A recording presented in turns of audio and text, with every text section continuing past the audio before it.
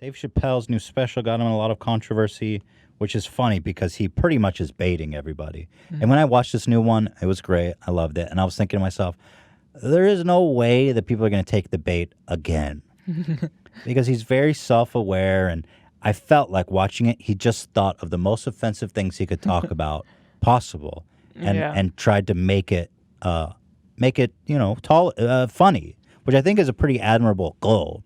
He talked about trans people. He talked about Louis C.K., Michael Jackson. He talked about rape. I mean, he went every single place he could and tried to make it funny, which is really cool. Yet still, you see headlines. I saw this from Vice. They go, "You can definitely skip Dave Chappelle's new Netflix special." I watched the whole thing. Those articles are so douchey. I think they're just clickbait. Like, you can definitely skip. And who are you exactly? Well, because they say that he continues to laugh at the hardship of trans people. I mean, that doesn't mean it's not funny. I saw articles that are even saying that it's not funny, which I find just like... Well, that's just erroneous. Yeah. It's funny. Dave's still one of the funniest comedians ever. I mean, there's no question about it. You think everyone's just watching it to piss off trans people? Right. People are watching because it's funny. I recommend it. I thought it was great. There was a couple of jokes in there he said that pissed people off. There was the trans jokes, which he kind of doubled down on. He's like, the trans hate me. Because I guess he said a lot of trans jokes in the back. And he kind of doubled down. But I don't think he really said anything unforgivable or even provocative. I don't think he was trying to poke them. He told this anecdote about a trans person at a show. And I thought it was a pretty good point. He says, this trans person said to me, "It's funny they give you shit for making jokes about R. Kelly and you made him mainstream and acceptable. Yet you do the same thing about trans people, and instead of saying you making them mainstream and acceptable, they say that you're discriminating against them." Yeah. I thought that was pretty interesting. And then there's the other one he says about Louis C.K. jerking off in front of people. He thought it wasn't a big deal. Again, it's like, you gotta watch it. You have to watch it, though. It's a piece of art. I mean, he's writing like jokes on that is like the top of comedians. Right. His specials are pieces of art. Like, seriously, they're amazing, and it's all very thoughtful. And there's like storyline to the whole thing, and the jokes are great.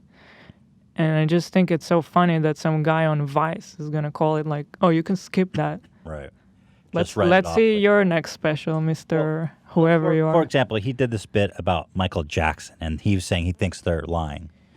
I'm someone that is strongly believes that Michael Jackson was a me too. pedophile. Yeah. Yet I was able to watch that bit, and I saw what he was doing. He was trying to make a bit about something as controversial as Michael Jackson and all those allegations, and just make a funny commentary about it. Just make a funny joke about the most like horrible topic that you could think of. Yeah, because he goes, on one hand, I think they're lying, but on the other hand, he goes, if I was molested by Michael Jackson, he's Michael Jackson. It's still Michael Jackson, you know. So it's like he opens the door for he did it.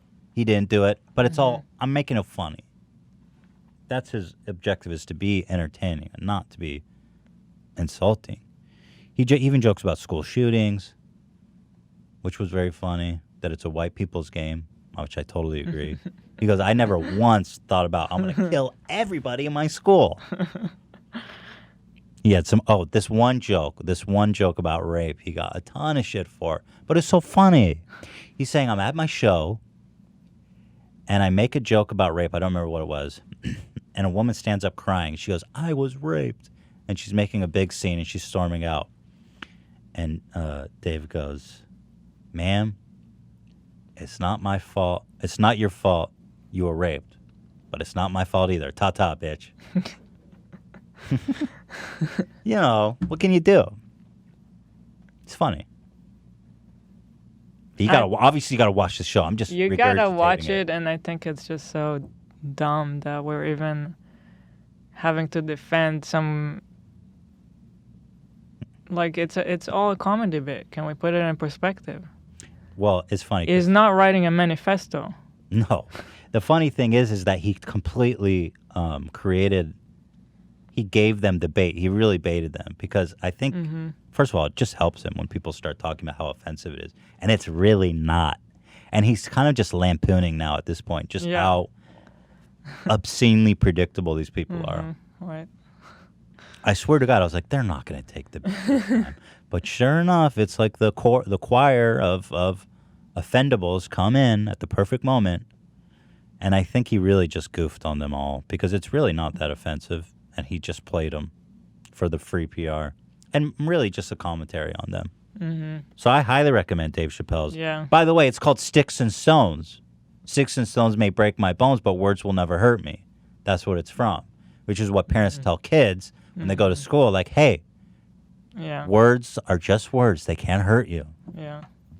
And so, once again, he's saying, hey, guys, just sticks and stones. Nope.